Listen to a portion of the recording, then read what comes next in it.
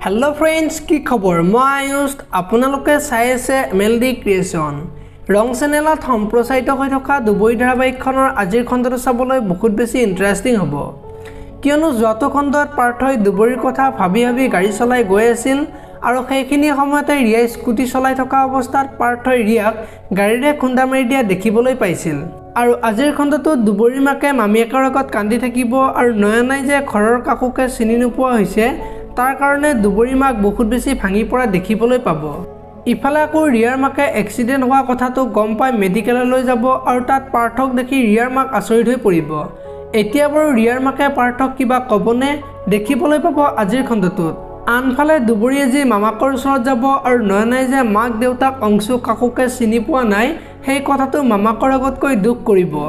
এতিয়া বাৰু নয়নাই স্মৃতি শক্তি ঘূৰাই পাবনে দেখিবলৈ পাব দুবৰি নামৰ ধাৰাবাহিকখনত আৰু আজিৰ খণ্ডটোত নয়নাক ৰেপ কৰা ল'ৰাকেইজনে নয়নাক যে হত্যা কৰিব খুজিও হত্যা কৰিব নোৱাৰিলে সেই কথাটো ভাবি সিহঁতৰ বহুত বেছি খং উঠিব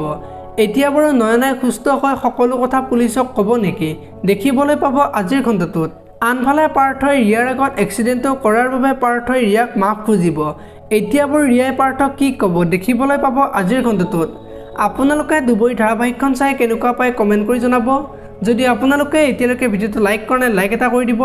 আৰু যদি চেনেলটো প্ৰথমবাৰৰ বাবে চাই আছে তেনেহলে চেনেলটো সাবস্ক্ৰাইব কৰি বেল আইকনটো প্ৰেছ কৰি দিব ধন্যবাদ।